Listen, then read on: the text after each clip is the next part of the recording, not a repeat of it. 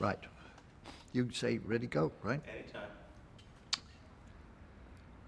I had a great friend at Cambridge, and I lost touch with him when I came to America on a fellowship here.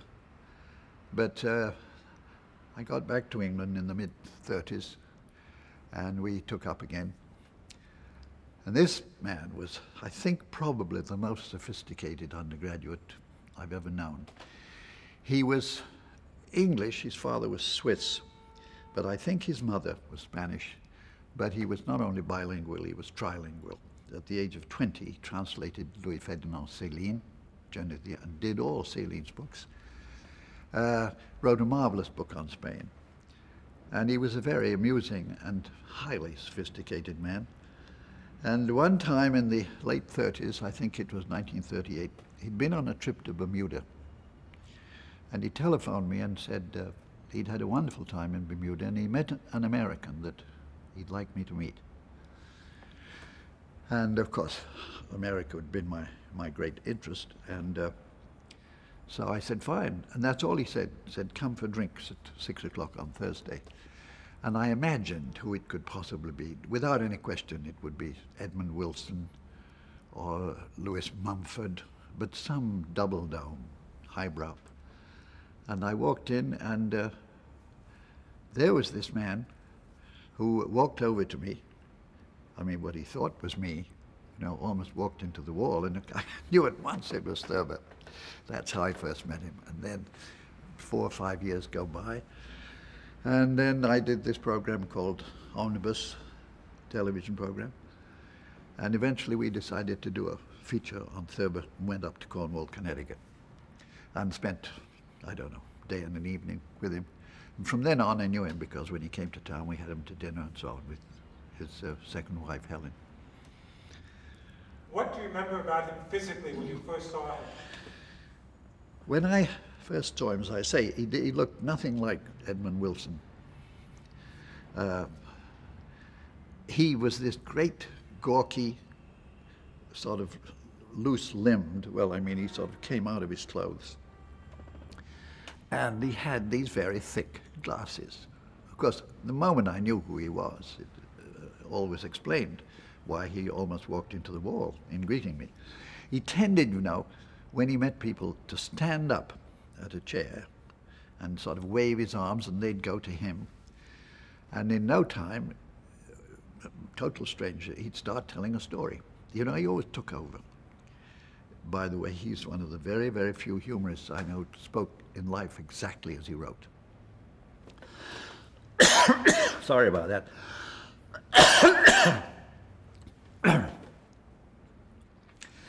When he met people, even strangers, he would stand up from his chair and start to tell a story. And a sort of general low-key panic would set in around the room, because he'd start to move away from the chair, and he used gestures, enormous gestures, and you would wait to see. I remember many times in my apartment, he got so worked up, and I would sort of sneak in behind him, and when he was through with the great punchline, they always had wonderful punchlines, he would sort of take him by the waist and move him gradually back, and then he'd sit him down. I was always terrified he was going to fall. Apparently he never did. You described one time about an experience you had of taking him to the bathroom. Can you recall that? Well, you see, he was, of course, he was a marvelous storyteller, and he timed everything just the way he did in print. And I think I ought to say that he, of course, was, according to taste, he was at his best or his worst in the evenings. I think it was Wilkert Gibbs said he was the nicest man alive until 5 o'clock.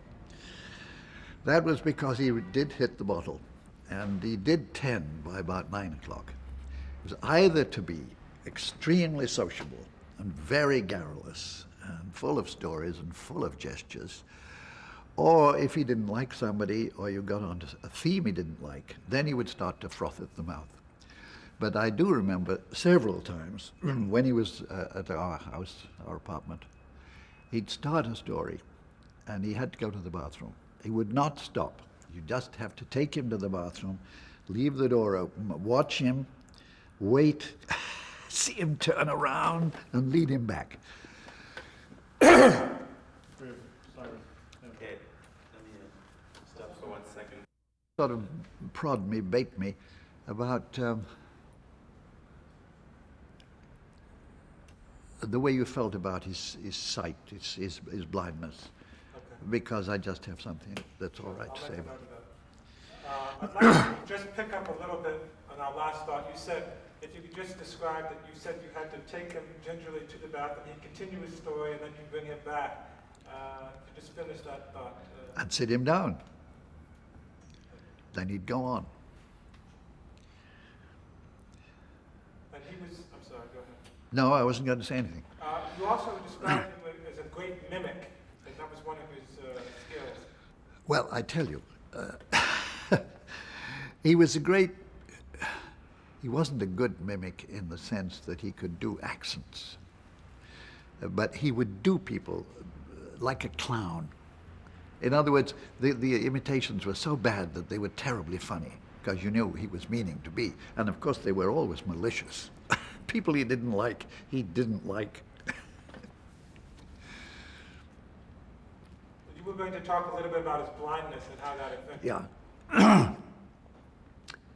You know, I think most people who don't know blind people have a problem initially, which I think you do, with meeting somebody and not being quite sure what you do, where you put your hand and so on. But he took to me, and of course when people like you, you like them. Because, and now this is out of sequence, but he came to New York and there was a party for something. It must have been a birthday or a new book or something. And this I'm now talking about, I think, after the war, after the Second War. But I know it was in a hotel, and I'd been invited. I came along, there must have been 50 people there. And the first person I saw was a man I knew very well because he was my year at Cambridge. In fact, we were both film critics on the university weekly. It was Michael Redgrave. And I hadn't seen him in years and years. And so I said, Michael. And Thurber, sitting in a chair, surrounded by people, said, hello, Alistair, that's Alistair Cooke. And then he turned to somebody and said, I can spot people's voices at 100 yards, and their voice is everything. If I don't like their voice, I don't like them. I like him. But he prided himself on that. He said if he didn't the voice, if he didn't like the voice, he wasn't going to like the person under. Of course, I did like the fact that he didn't talk about. I don't know what they'd call it today, visualization, unfriendly. I mean, he was blind. He said blind, and he didn't pretend he was anything else. There's you also shared the same passion, well, I shouldn't say passion, the same ability to remember things, a great memory that was something that you were able to talk about when you first met. Do you recall that? Well, apparently people tell me that, so I'll have to take it for so. But I remember sitting out on the terrace at Cornwall there, and I don't know what we got going. He was talking about pretty girls and the girls he'd known, and making out to be an immense sex pot. And he said, I still haven't lost my love of a pretty girl, which of course suggested a question you would never dare to ask, which is, how do you know? You see? And then there was a kind of nervous pause, and he said,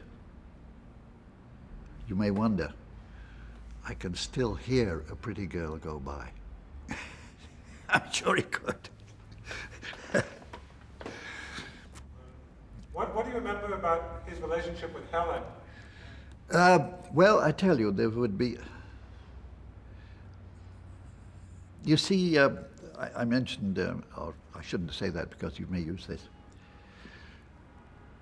You know, Wilkert Gibbs of the New Yorker said he was the nicest man alive till 5 o'clock, which left implied his main trouble, which was the bottle. And so he'd come for dinner, and he was feeling no pain before he had dinner. And then he would go on drinking through the evening.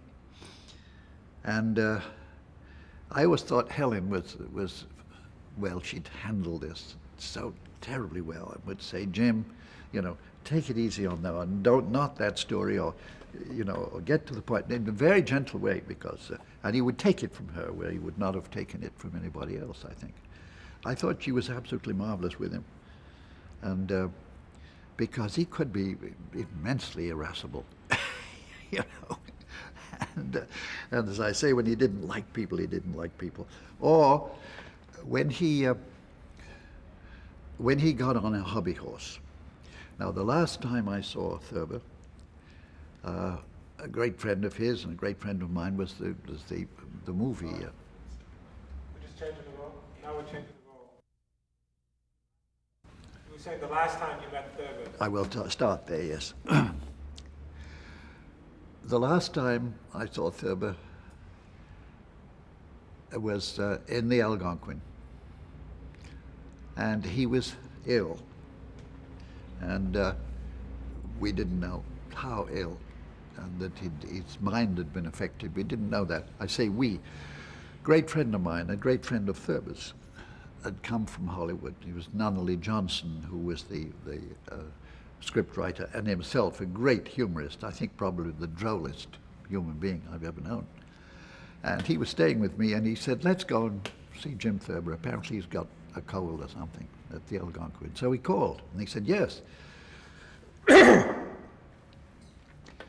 So we went down to the Algonquin, and we went up to his room, and he was in a bathrobe, and I don't think he had a fever, but he was very sort of testy, and we wondered what this was all about.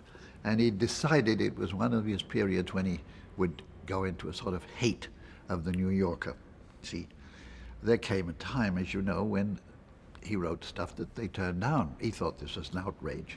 Of course, all writers who've contributed a great deal to a magazine feel that John O'Hara felt the same way.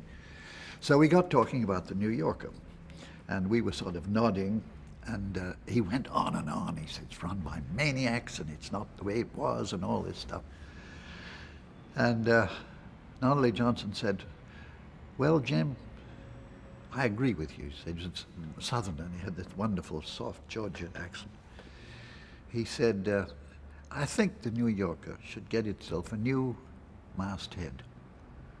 And it should say in Tudor Gothic, if it's in the New Yorker, it's too long.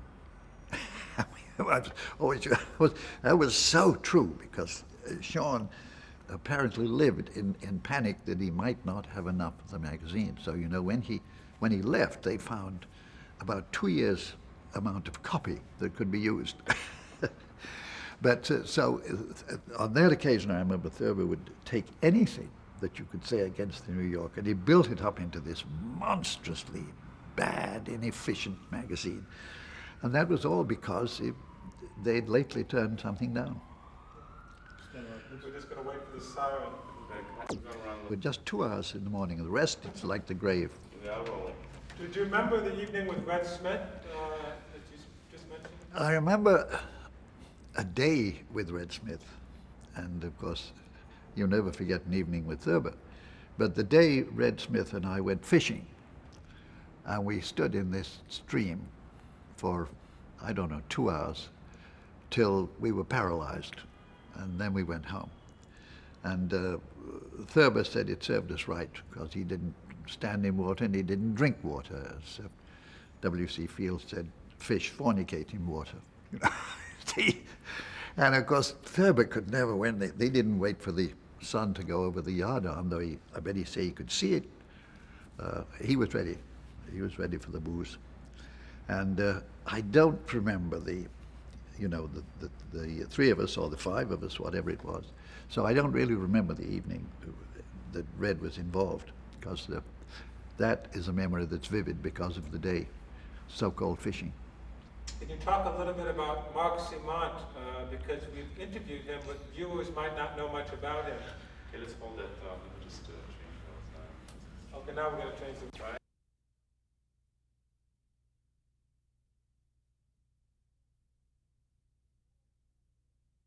Yeah. Okay. Can you tell us a little bit about Marc Simont, who we've just interviewed? Well, Marc Simont, of course, stayed a very close friend with Thurber ever since he met him, which I suppose was after the Second War. Marc was in the army and then went to live in Cornwall in Connecticut. I knew Marc, who, as I think the only, I was going to say the only Spaniard I knew well, it's not true, certainly the only Catalan. He's a very big Catalan separatist, you know. I mean, like a Welshman. Catalonia should be its own country. And he was a great friend of mine. He was at art school with my wife, as you know the story, that he was a Spaniard. His father was a very distinguished illustrator, kept getting assignments in the United States, so they kept traveling. And Marc was brought up in Madrid and in Paris, and then eventually came here and decided to settle here. And so, of course, he's been here ever since. And he took to Thurber and, of course, has illustrated his things, and he's a wonderful illustrator for. I've always regretted that Thurber could never see Marc's work, because it's so beautiful, and Marc has a very Latin sense of humor, which sort of jibed with the eccentricity of Thurber. So they were a great pair to listen to. I remember Marc saying that sometimes he has nightmares that Thurber is going to reappear and he's going to have his sight and he's going to see the drawing. That's a typical Marc remark. Very self-deprecating. Yes, he knows what he's doing. He's quite right. We actually had Marc do a drawing of Thurber from memory on camera, which was marvelous. Oh, good. Can Yes. you talk a little bit about Thurber's drawings and how you would describe them to someone who's never seen them before? I first saw a Thurber drawing, and it was the famous one, ultimately famous. But in London, before I just left the university, and I got this fellowship at Yale in the summer of 1932, and I had a girl, if you may use the expression. She was actually my fiancée. And her mother was American, and she took the New Yorker, which I'd never seen. Seen a little bit at Cambridge from my sophisticated friend John Marks. And she showed me this drawing, and I was so used to Punch and other humorous magazines where the caption really told you the plot. And I saw this figure in a bed and this sea lion or whatever it was over the top. And have it your way, you heard a seal bark. I thought, what, this must be part of the story. You know, so I read the surrounding story. I don't think I'm utterly humorless. I thought it makes no sense. See, and that was really an introduction to not only the New Yorker, which had one-liners without explanation. Punch sometimes said, "Vicar who has just returned from a garden party and run into the bishop," close parentheses, you know. And then we looked, and then he had more, and then we began to see the point and thought they were very funny. At that time, early 30s, very, very few people knew about Thurber. Then I think there came a time in the late 30s when he had an exhibition in London. And in the intelligentsia, it was a sensation. Because by that time, people had decided that he was not a child of 8, but that he drew like that, and we all knew the story about E.B. White picking these scribbles from the wastebasket and persuading Ross to put them in. And he was a great success. And I don't know how often he went to London, but I suspect that if he'd made regular trips, say, every summer or something, he would have eventually left in a huff, rather like S.J. Perlman. Sid Perlman, who went to London, was a sensation. Everybody took him up. And then after 6 months, they didn't drop him, but they just let him go. So he was outraged. He came home pretending what he missed in London was sesame seeds. And Thurber was he liked Bermuda. I don't know what, I don't know what he saw. Well, I was going to say what he saw in Bermuda. But evidently he liked, I don't know whether he made a habit, you'd know, of going to Bermuda. But that's where he ran into my great friend John Marks, and that's where we came in. Did Thurber ever do any drawings in front of you that you recall? I think at Cornwall once, I seem to remember him out there on the terrace, and it was, when you hadn't seen it, rather frightening sight, because he was so close to the board with these great glasses. I have another friend who very, very bad, poor eyesight, who is a New Yorker artist, and he used to frighten me by being 2 inches from the paper or the board. Did he ever give you any of his drawings, do you remember? He gave me a photostat, which, as a matter of fact, you have to go up to it and smear it to know that it's not the original, which I have, of the touche, of the fencer, cutting the head off. And that's wonderful. You spoke a little bit about London. You once said that, I'm quoting you from a book that I read. Ah, good. That Thurber was like an expatriate. He used his feelings for the English and for Bermuda to moderate his disgust with America. He was too tough-minded to be an Anglophile in any sentimental way. But both England and America tend to baby each other's humorists, and Thurber reveled in that. It takes both countries longer to find and appreciate their own. Do you remember that? No, it's very good. Who wrote that? Do that voiceover. Would you agree with that today? I tell you what, let me read that. Oh, sure. So that maybe with some pictures you might be able to use it as voiceover. You see what I mean? Yeah. It's Because I certainly couldn't say that It's a little now. small, but. I can read, perfect, Right, yes. yeah. So, you don't have to film this, but you can. But you could use the thing. Tell me when you're ready. Yeah. Right? Thurber was like an expatriate. He used his feelings for the English and for Bermuda to moderate his disgust with America. He was too tough-minded to be an Anglophile in any sentimental way. But both England and America tend to baby each other's humorists, and Thurber reveled in that. It takes both countries much longer to find and appreciate their own.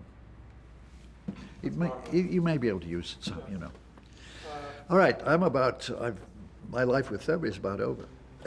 But go on. well, you've covered a lot, so we don't have that much more. All right. Can you, Shh. how about, do you have any interest in talking a little bit about Mark Twain and James Thurber? No. Okay. No, I know quite a bit about Mark Twain, and I'd have to, have to force it a little, I think. I tell you, as a matter of fact, no, I could say a sentence or two. If you say, if you give me a line like, is he in any sort of tradition of humor or whatever? Yeah. If you said that, you see, I very, very briefly, because I know what I would want to say. If you could place Thurber in the tradition of humor and maybe compare him with Mark Twain and some other American humorists. Well, Mark Twain set his own tradition, and he was the first man who used the common speech. He wrote the way people spoke, and it was so much the nub of the language that you can read whole passages of Mark Twain. They could have been written yesterday. They're so direct and simple, and it's the sort of nerve of the language. So it's no fashion to it. But what occurs to me about Thurber and Twain, if there's any connection, Mark Twain to me is essentially the poet of the soured immigrant. You go west and you find gold. You find a lot of other things. And Mark Twain, when he came back from the West, somebody asked him what he'd learned out West. He said 2 things. Never play poker with a man called Doc, and never trust a man who looks you square down in the eye. See, now Thurber is much more of a city soured immigrant. Of course, Thurber's pose, which he does very well, is that of a bewildered mouse. Or I once said he was a grasshopper come to earth, not knowing what kind of people inhabited the place. And he made a big thing of that, being a sort of a mouse in a world of tigers and jaguars. But everything goes wrong in the city for him. It's not what they said it would be, that you go out there and you get 160 acres and prosper. And of course, Mark Twain is the great Western soured immigrant, as I think Woody Allen is the great city soured immigrant. The streets of New York are not paved with gold. I mean, things are so bad, he once said, that not only is God dead, but you can't get a dentist at the weekend in New York. That's the kind of thing that they have in common. It's a disappointment in the American dream department. I think you could make a very good thesis for the best American humorists along those lines. It's interesting that you could put Thurber and Woody Allen together in the sense they were both these urban neurotics. Oh yes, but it...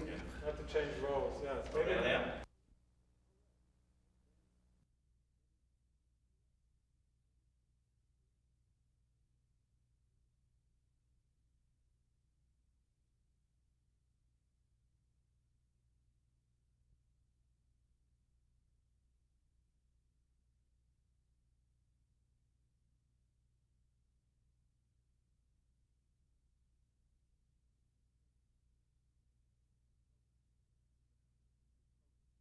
put out an anthology of folk verse, English and American. And he was a man, and he did a wrong. And I remember marking that. It was marvelous. He says, no, in American, he'd done a wrong. You can't trick that. That's all I remember. Mark Van Doren and W.H. Auden. I know he did film reviews for The Nation for about... Oh, yes. We were picking up a little bit just before the break about comparing Woody Allen and Thurber, and in a way, the fact that they're both these urban neurotics is kind of an interesting comment. Well, yes, that's a variation really on my thesis, I think, because what shall we say, stimulates an American urban neurotic, and following on my previous thoughts, you could say is disappointment in the American dream, which is a sentimental fantasy to begin with, and a cynic, of course, is a disappointed sentimentalist. And I think that actually the polar examples are Woody Allen and Mark Twain. Thurber's somewhere in between there. They both discuss the war between the sexes. Oh, yes. Yes, that's interesting, isn't it? Because I never forget when it's curious now, before women's lib and before the whole business about gender instead of sex. We all love this in the 30s. There's another cartoon of Thurber's War Between the Sexes, number 12, He also had that book, Is Sex Necessary? Is Sex Necessary, yes. That I'd never forget when that appeared. That was I don't know how it's sold in England, but among some people, sensation. Just the title itself they thought was wonderful.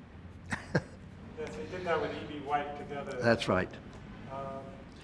All right, was else? I think we just have a couple more, and I think we're going to do... if you could talk a little bit about his use of style, his language, his use of language and his style. You said his finicky concern for grammar was that it was an X-ray for style. He had a surgical tenderness towards syntax that wasn't simply fuss. He knew what went into making the organism of language. Did I write it? That was, what Sir Richard Steele, who invented The Spectator, when he was a very old man, and in the 18th century, if you got to be 60, you were a very old man. Somebody showed him some early copies of The Spectator, and he looked at it and said, "Gad, sir, I was good in those days." I feel the same way when you read this. I'd forgotten all about it. Where did I say all this?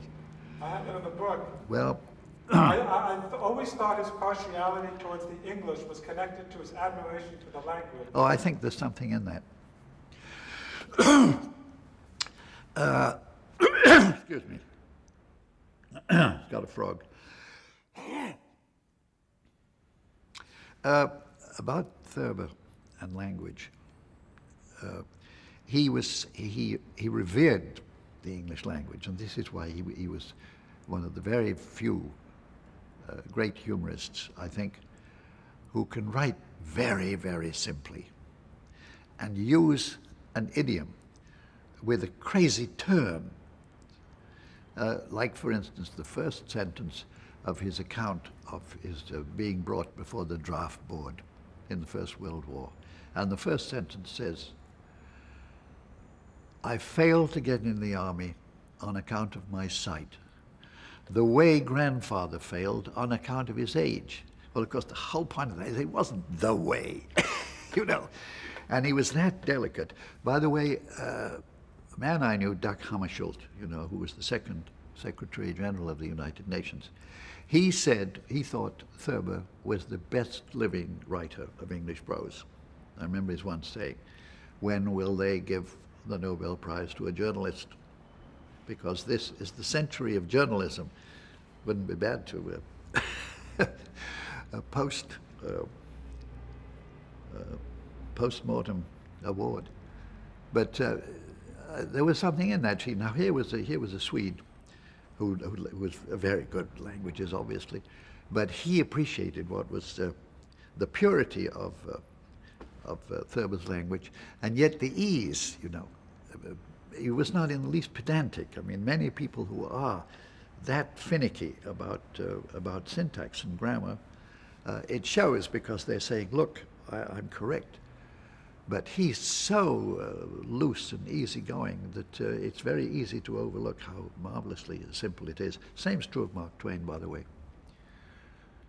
I think that's probably why Thurber admired Harold Ross so much, because Ross, the only book he had was Fowler's English. Modern English usage, yes. Well, it is the Ross story is an astonishing story. I mean, I'm sorry, we should not do this. Sorry. Is there silent? Yeah, I'd like to. We're clean. Okay.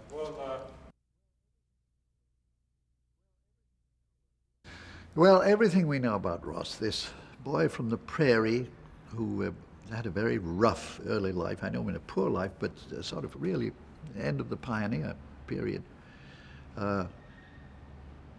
militates against the notion that he would know anything about the English language, and yet Ross had this marvelous feel for the language and people who could write it.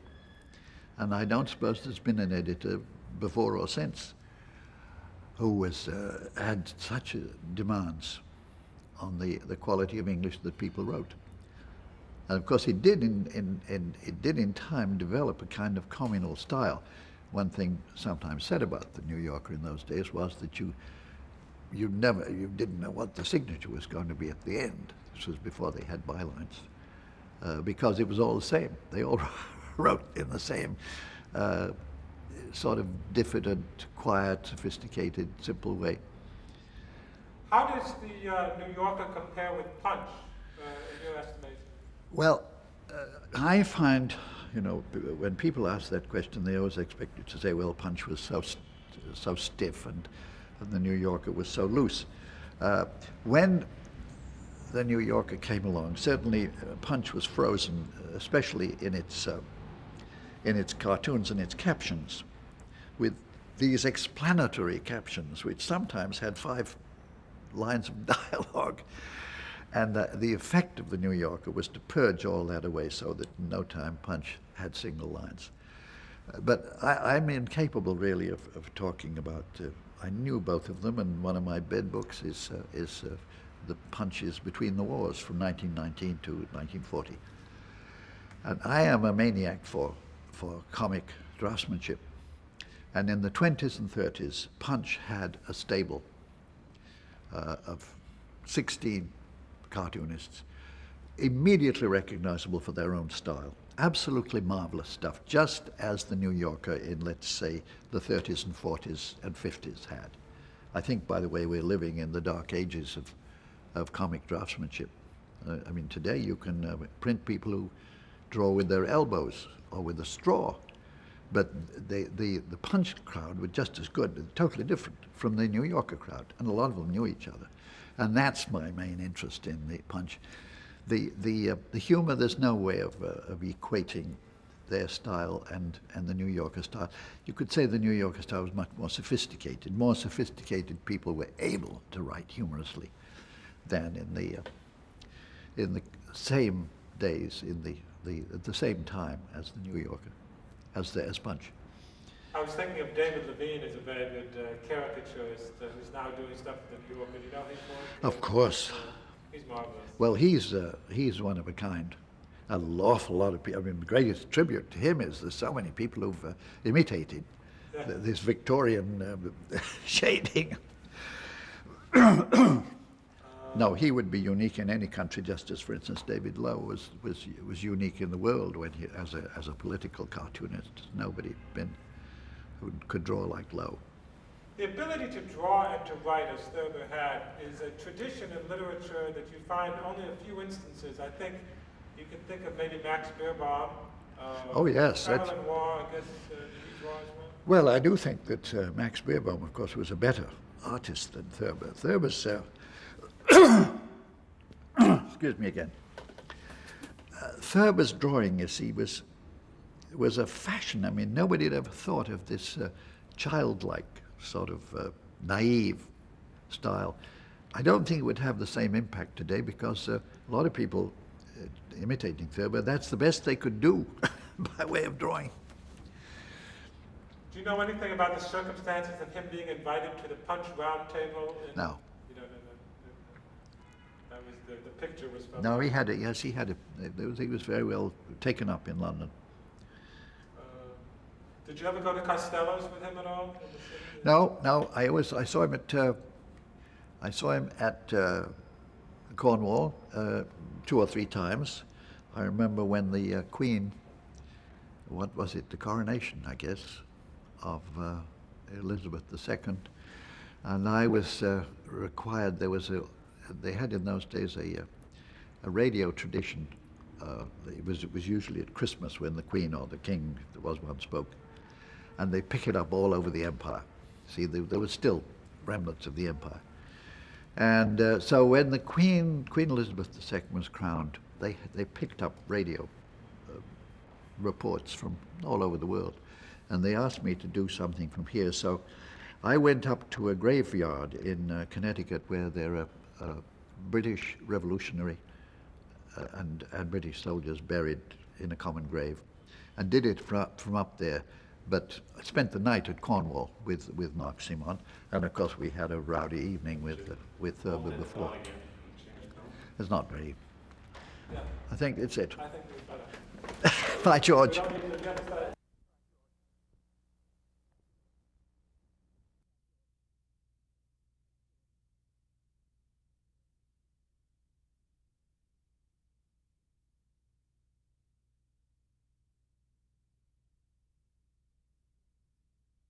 Yeah. I thought we could begin by saying when you first became aware of Thurber. I wish I knew. I can't remember when I first became aware of anything. About the only thing I can remember my first of is my first orgasm. That's about the only thing I can remember. First. But I was in my teens when I became aware of Thurber's work. Maybe I was 15, maybe I was 16. How I began reading him, I don't know.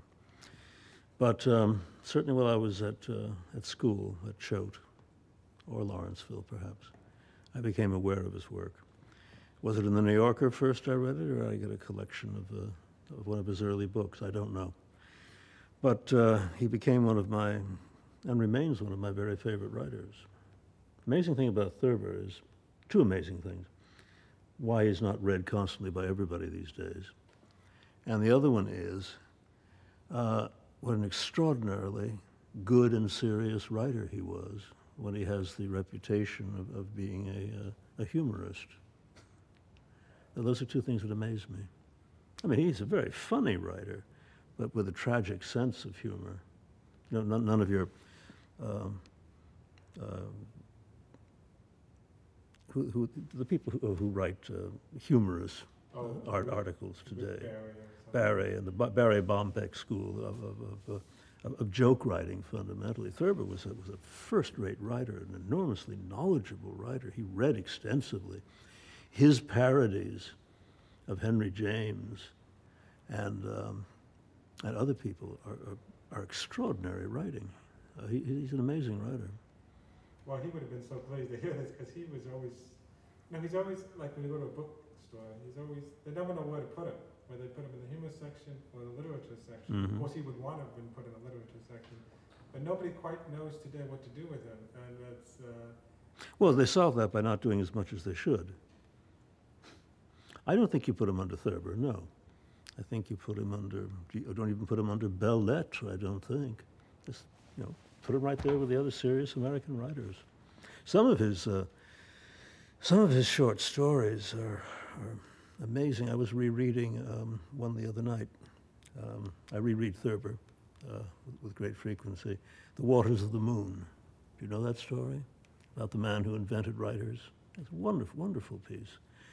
No, he's a serious writer.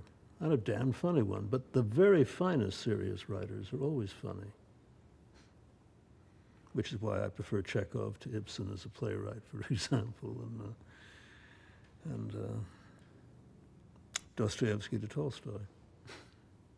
and can you talk a little bit about the short story that you just mentioned that, The Waters of the Moon? yeah, That's a wonderful short story because it has in it a cautionary tale for all of us writers. When he invents, the guy who's talking to the pretentious critic, and invents a writer named Douglas Bryce. I think he invents him, who was a well-accepted mainstream novelist who suddenly lost his talent and kept fantasizing that he was going to write the great book at the end, and finally noted on a big pad somewhere, a book he'd never written, of course, a trilogy, the Plain, rather the Seashore, the Plain, the Mountain, a trilogy by Douglas Bryce.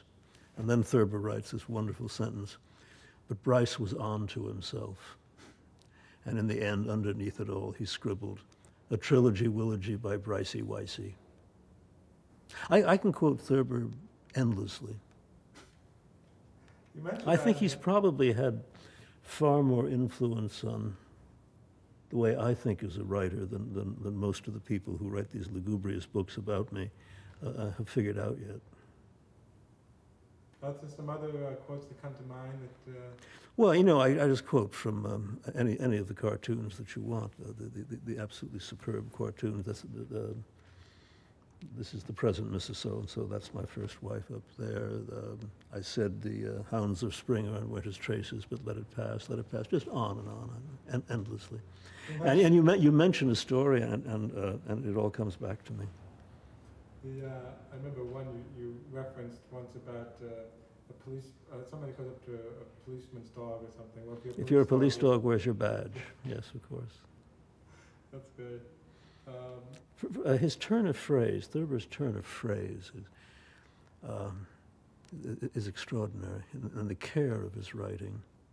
A good writer, not a comic writer, but a serious writer who was very funny.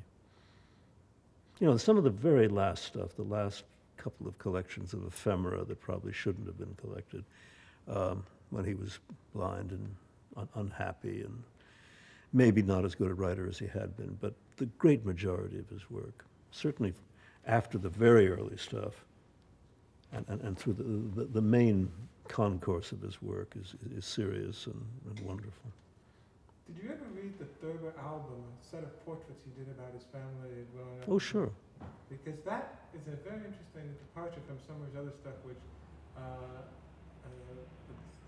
supposedly straight facts that he did a lot of reporting for it and so forth, and the descriptive ability that he had is absolutely remarkable. Isn't it? Yeah. And it's always hard, of course, when you do a portrait of somebody like your mother or your father. In the case that they were both, I think one of them was still alive, and he got all sorts of slack for that. And I thought they were loving portraits. They are. Done in a very honest way. He did so many things well. He was a wonderful reporter. I mean, aside from family stuff, that series he did on soap opera, on radio soap opera, what was it called? Soapland? Soapland Revisited, perhaps. That was damn good reporting. Yeah, I'm trying to think of there's another story I just suddenly thought of. Well, the other, of course, extraordinary thing is that he had this dual ability as a artist, a cartoonist, a graphic humorist, or whatever you want to call it, which is, he's probably equally well known to the populace for both these things, and I'm not sure which one he's done or the other. Well, like all good writers, everything is an extension of something else or a part of something else. A cartoonist is but a serious cartoonist. He was a social critic as a cartoonist and a social observer as a cartoonist. I mean, the serious short stories like The Evenings at 7 or One is a Wanderer or all the really serious short stories, they are of a piece with the socially and involved cartoons. Yeah, what's interesting too is the... You remember that wonderful piece he wrote, spurious, filled with Oh, I'm sorry. reality and poetry. Oh, you just mentioned the spurious, I think just picked up on a cartoon. What were we talking about exactly? The cartoons, shoot, what was happening? There's something interesting, and I can't remember. The ability to draw on this as an extension. Oh, yes, remember that piece that he wrote, probably quite spurious, about how he did his cartoons with illustrations that it turned out to be a seal, though he'd really not started drawing a seal, and some people said that's probably a dog. And the fact that sometimes the cartoons, the drawings came before the captions, and other times. He was very funny about that, too. Yeah, that one of the lady on the bookcase, it started off as a staircase, and it turned into a bookcase. That's right, yes. She was supposed to be at the top of the stairs. Isn't that's My First Wife up there? Yes, that one, yes. When you think of somebody like H.L. Mencken, who is a critic, I guess, more of, I mean, I guess you'd call him a critic of the cultural scene, maybe Thurber as the social scene. Do you see any parallels between those two? No, except that I prefer Thurber to Mencken. I find Mencken sort of hard-going sometimes. And I find that he is dated in ways that I don't think Thurber has. Of course, I was an orphan and adopted into this upper middle class, upper middle class WASP environment that is the essence of Thurber's world also. And so maybe I relate to it in ways that other people might not. I mean, I hated the world I was adopted into, but I understood where Thurber was coming from. Did you ever actually meet him at any... No, I don't believe so. No. I'm sure I'd remember. Yeah, I always remember the writers I've met. When you compared him a little bit with Mencken, just... No, you did. did. Have any other ideas? You did. You compared him to Mencken. I didn't. I did, yeah. I was wondering whether also other writers such as Benchley or Perlman or Liebman, other New Yorker figures. Well, I admire a lot of Perlman's work. He was another good writer, a serious humorist, or a funny serious, whichever you like, to invent a word. Benchley could be quite funny. Benchley couldn't sustain anything more than 2 or 3 pages, as far as I was concerned. He was sort of an early stand-up comic as a writer. Benchley was. No, Perlman, until he got sort of real grumpy and very unfunny toward the end, was an enormously funny writer. And another one that nobody ever pays any attention to as a writer was Groucho Marx. He was a very, very funny, serious writer. Pick that up again. Western. Perlman